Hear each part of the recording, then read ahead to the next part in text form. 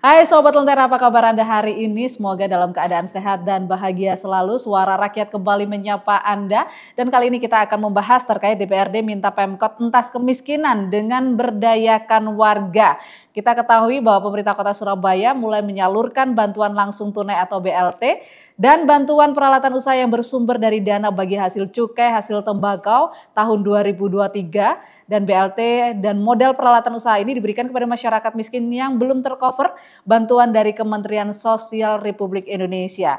Tercatat ada sejumlah 700 keluarga penerima manfaat yang telah menerima bantuan pada kegiatan itu. Lantas bagaimana DPRD Kota Surabaya menanggapinya? Setujukah dengan adanya BLT bisa mengentaskan kemiskinan?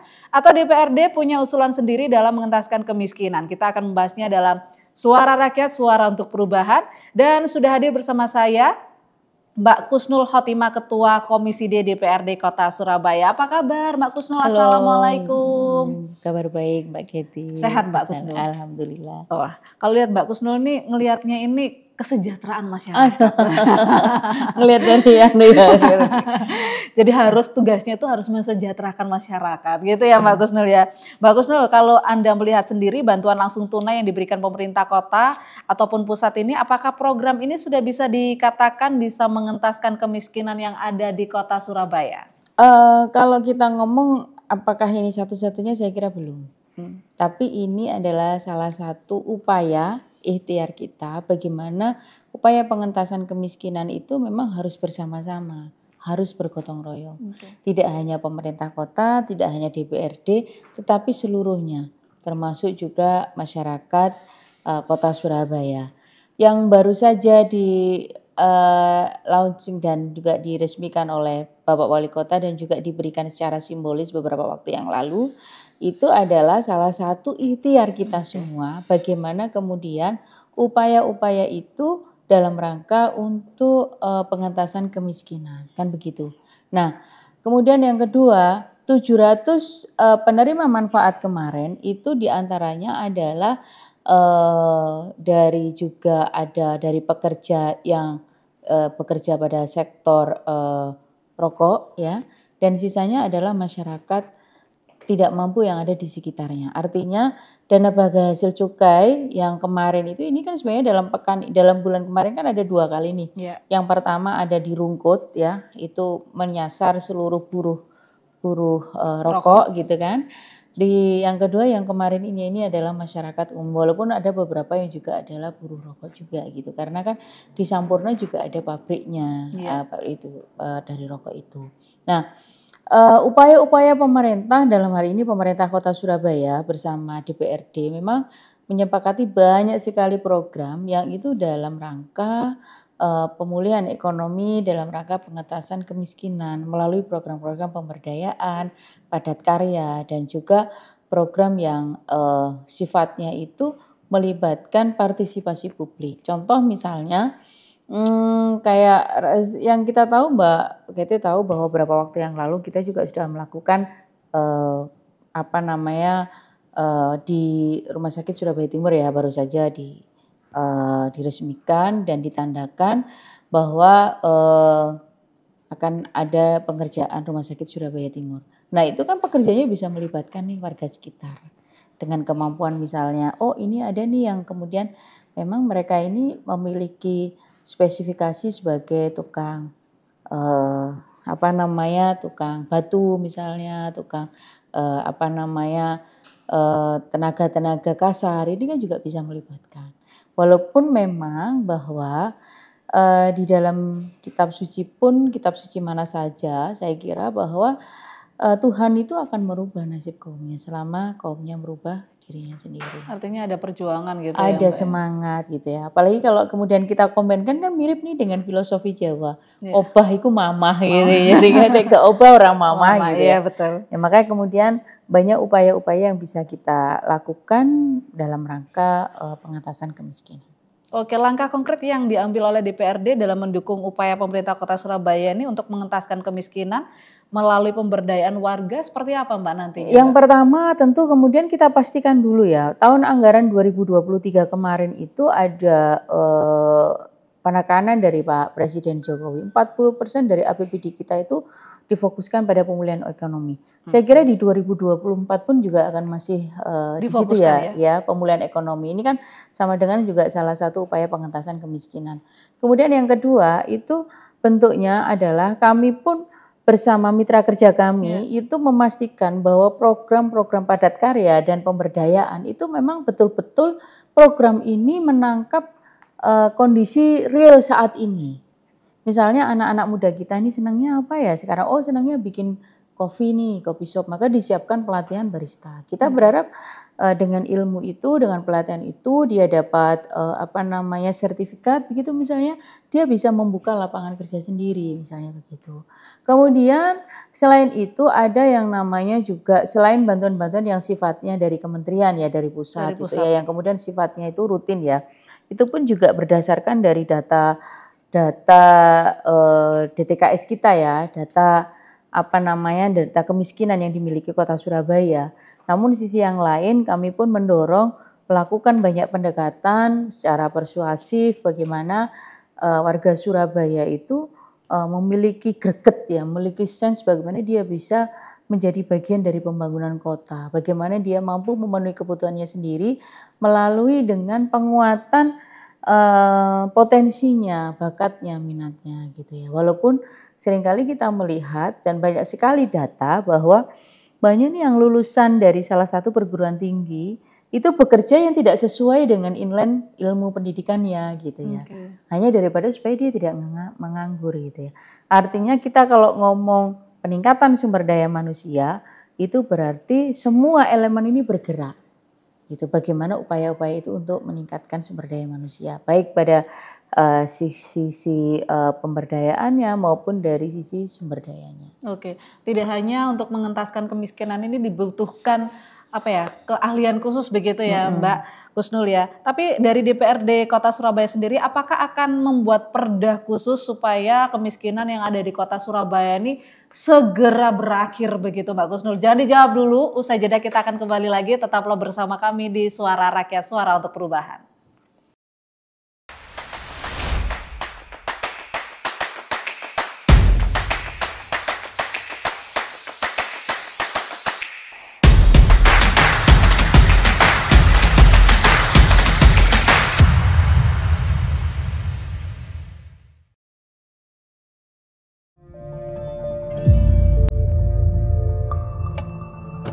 Berhasil melakukan penghematan anggaran sebesar 32,50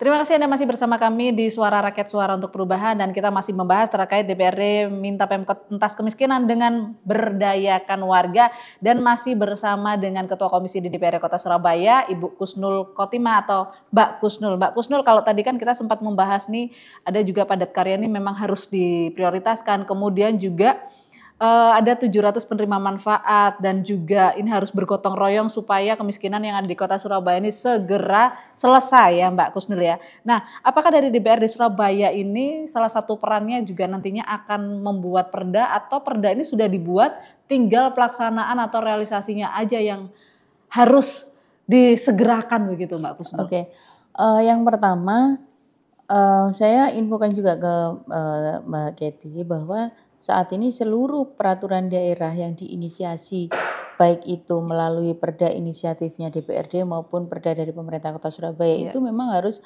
melalui mekanisme dengan Kemenkumham. Oke. Nah, Surabaya Komisi D tentunya beberapa waktu yang lalu baru saja menyelesaikan perda tentang pengentasan kemiskinan. Tetapi memang dalam proses untuk dilakukan ini ya, dilakukan koreksi ya, dilakukan ada apa namanya dilakukan tentang kajian dengan teman-teman Kemenkumham. Nah itu nantinya kalau sudah oke maka akan diturunkan dan itu baru bisa dilaksanakan oleh pemerintah Kota Surabaya. Dalam raperda itu yang menjadi penguat kita yang kami lakukan penekanan adalah satu terkait data kemiskinan. Oke. Bagaimana sih sebenarnya data kemiskinan yang dimiliki Surabaya itu betul-betul memotret skala Surabaya, skala kedaerahan itu memang kondisi realnya. Jangan sampai kemudian ada yang terlewati dari data-data kemiskinan itu, gitu kan. Entah dalam kondisi yang tidak disengaja atau memang hasil outreach-nya itu yang tidak sesuai dengan kondisi masyarakat secara real time gitu kan. Itu yang pertama. Yang kedua adalah upaya-upaya kita, upaya-upaya pemerintah Kota Surabaya dalam rangka pengentasan kemiskinan melalui program pemberdayaan, melalui program dana stimulus simultan gitu ya, dana stimulus itu yang kemudian juga melibatkan BUMD yang kita miliki untuk memberikan keringanan dalam pembiayaan, keringanan dalam proses peminjaman untuk mereka masyarakat Surabaya mampu untuk kemudian lebih menguatkan peran UMKM-nya gitu ya. Banyak sekali. Artinya bahwa dalam perda itu kita berharap nantinya itu menjawab tantangan juga kebutuhan masyarakat Surabaya. Yang pertama terkait data, kemudian yang kedua terkait tentang skema ya, yang ketiga tentang treatmentnya gitu kan. Skema ini skemanya bagaimana sih secara grafik, secara diagram itu upaya-upaya yang akan kita lakukan, intervensi apa sih yang akan kita lakukan gitu kan ya. Nah yang terakhir adalah treatmentnya, karena tidak semua angka kemiskinan itu dipengaruhi karena sektor ekonomi, tapi juga bisa pada melalui sektor pendidikan misalnya, karena pendidikan itu pondasi yang penting untuk bagaimana masyarakat itu bisa tumbuh berkembang sesuai dengan bakat minatnya. Oke. Mbak Kusnul melihatnya ini seperti apa data kemiskinan, skema dan juga treatment yang sudah dilakukan oleh pemerintah Kota Surabaya? Dulu itu ada istilah data MBR. Di daerah yang lain itu mereka tidak memiliki data, tapi Surabaya ada data MBR dulu. Kalau sekarang akhirnya data itu dilebur menjadi data kemiskinan yang memang harus masuk kepada data DTKS. Data terpadu kesejahteraan sosial. Nah data inilah yang kemudian ditarik oleh kementerian untuk diberikan intervensi. Karena memang tidak semua intervensi itu mampu dilakukan oleh pemerintah Kota Surabaya. Tetapi juga ada treatment-treatment lain, intervensi lain yang itu juga kita mohonkan kepada pemerintah pusat untuk membantu menanganinya. Nah kemudian yang kedua dari data-data tersebut ditarik dan kemudian diberikan intervensi, diberikan treatment, diberikan upaya-upaya bagaimana kemudian dia tidak mengalami kemiskinan secara terus-menerus. Artinya kita berharap bahwa bantuan-bantuan itu berdampak ya baik secara langsung maupun tidak untuk merubah bagaimana kemudian masyarakat itu yang tadinya pendapatannya sekian jadi sekian dan dia keluar dari data kemiskinan. Artinya ini pekerjaan dari tugas dari pemerintah Kota Surabaya ini sudah terlihat naik lebih bagus atau biasa aja, Mbak? Kalau Kalau Anda menurut melihat. saya trennya merangkak ya, merangkak naik ya. Kenapa? Karena Mbak Geti tahu kita semuanya juga baru saja mengalami masa-masa sulit ya. Ya. Masa pandemi itu adalah masa yang kemudian itu di luar dari di luar dari perencanaan kita gitu ya. Nah, artinya bukan berarti kemudian kita tidak kayak gimana sih kok karena KP bukan, tapi ini menjadi pengingat kita semua bahwa segala bentuk pembangunan baik itu yang sifatnya sumber daya manusia maupun pembangunan fisik itu dibutuhkan kerja keras dan gotong royong. Okay. Artinya dengan begitu ya Mbak Giti dan teman-teman juga tahu ya bagaimana kemudian masa COVID itu kita semua bergotong royong, ada temannya nih yang butuh ambulan, ada warganya nih yang butuh oksigen dan semuanya itu sudah tidak pandang bulu, semuanya memiliki peran dan tanggung jawab yang sama. Artinya bahwa dalam pengentasan kemiskinan baik itu potret secara nasional, secara kondisi kota maupun secara kewilayahan itu memang harus ditopang dengan gotong royong gitu. Oke, baik Mbak Kusnul, kalau kita lihat sendiri bahwa memang gotong royong ini adalah faktor utama supaya mengentaskan kemiskinan ini segera berakhir begitu ya. Nah, tapi apakah untuk mendukung program pemberdayaan ini alokasi anggarannya memastikannya seperti apa? Kemudian tugas dari DPRD Kota Surabaya sendiri khususnya Komisi D DPRD Kota Surabaya ini mengevaluasi kinerja pemerintah Kota Surabaya. Kalau kita lihat trennya ini tadi sudah mulai menurun ya Mbak ya. Nah, ini bagaimana secara Jawa Timur sendiri Surabaya ini masih agak sedikit naik begitu? Kalau menurut saya yang begini ya, Mbak Geti untuk angka kemiskinan saya kira tidak bisa nih kalau kemudian dalam posisi nol. Zero nih di Surabaya zero, orang miskinnya zero. Walaupun itu sebenarnya cita-cita bersama. Iya. Tetapi saya kira ini kayaknya nggak mungkin ya selama manusia ini terus bertumbuh itu kayaknya kalau nol itu kok zero kayaknya sesuatu Amazing yang ya, mustahil ya. Iya. yang bukan berarti tidak mungkin, tapi bahwa kita pun juga memiliki cita-cita, angan-angan suatu saat negara kita memang bebas dari kondisi masyarakat yang di bawah garis kemiskinan. Itu yang pertama. Kemudian yang kedua, bagaimana kemudian kita memantau bahwa anggaran-anggaran itu sesuai dengan kebutuhan dan mampu untuk terus serta mengentaskan kemiskinan. Di DPRD itu ada 4 komisi, komisi A, B, C, D. Komisi A itu tentang pemerintahan, B itu tentang perekonomian, C tentang fisik ya dan sarana prasarana infrastruktur, D tentang Kesra. Ini semuanya dengan mitra kerja masing-masing tentu meletakkan bagaimana kemudian anggaran-anggaran yang disematkan, anggaran-anggaran yang anggaran-anggaran yang telah diputuskan itu memang sesuai dengan kondisi yang dibutuhkan masyarakat. Katakan misalnya banyak nih kemudian masyarakat yang memanfaatkan BUMD kita, SAU gitu ya, Surya Arta Utama gitu ya.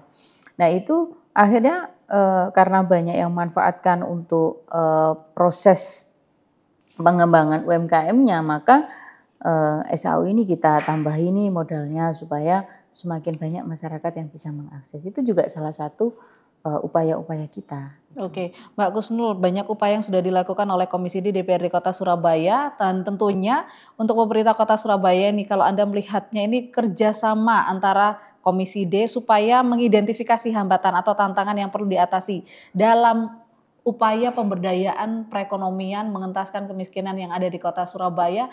Ini Anda melihatnya seperti apa? Jangan dijawab dulu, tetaplah bersama kami di Suara Rakyat, Suara untuk Perubahan.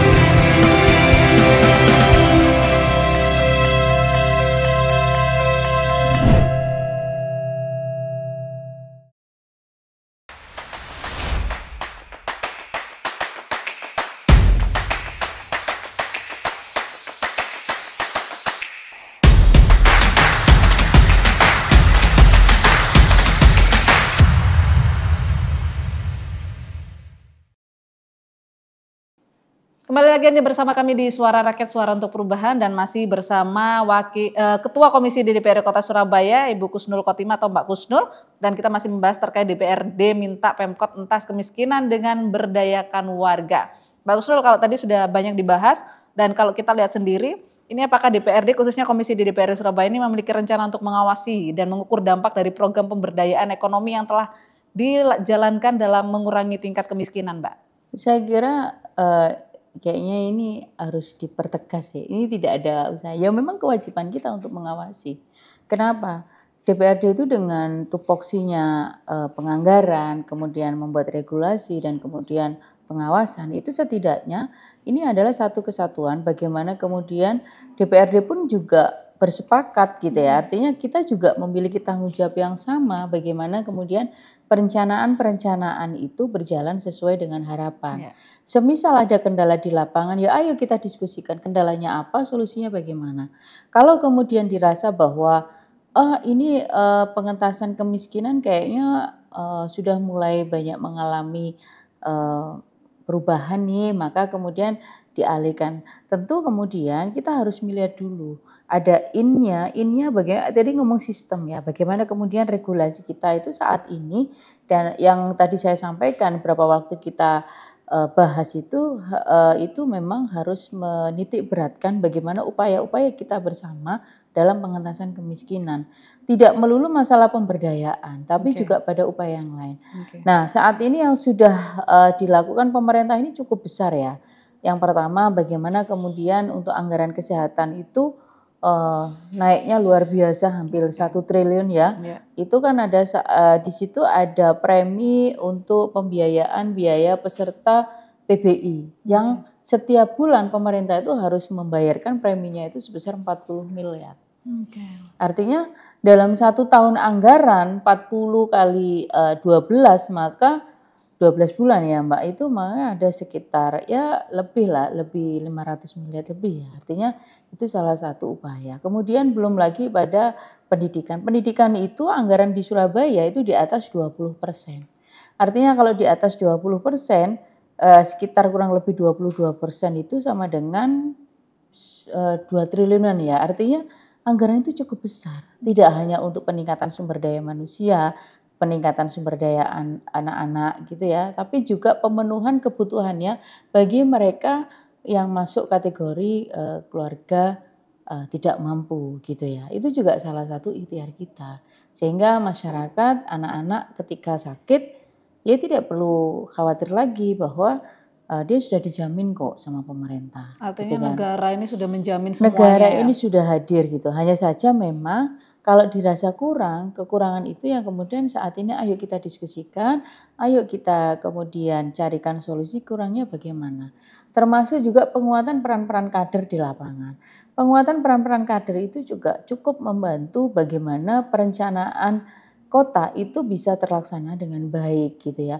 Melalui ibu-ibu kader, baik itu kader KSH maupun kader yang lain, itu juga memiliki peran yang tidak sedikit ya. Artinya melalui kader-kader kita di lapangan, tokoh masyarakat, Pak RT, Pak RW, Lurah Camat itu sama-sama memastikan bahwa program-program pemerintah itu berjalan dan mampu untuk diakses oleh masyarakat, bisa diakses dengan mudah oleh masyarakat. Contohnya misalnya beasiswa pemuda tangguh, itu kan juga salah satu ikhtiar ya supaya anak-anak yang SMA, SMK sederajat itu tidak putus sekolah, dia bisa memanfaatkan beasiswa itu dan dia bisa terus belajar. Oke, Mbak Kusnul, kalau kita lihat sendiri apa sih yang diharapkan atau target selanjutnya dari Komisi D sendiri supaya kemiskinan yang ada di Kota Surabaya ini bukan zero tapi paling tidak berkurang. Ini kan 2023 segera berakhir, kurang 2 bulan aja nih Mbak. Nah, apa yang nanti akan harus dilakukan oleh pemerintah Kota Surabaya selain pemberdayaan dan lain sebagainya seperti tadi dijelaskan?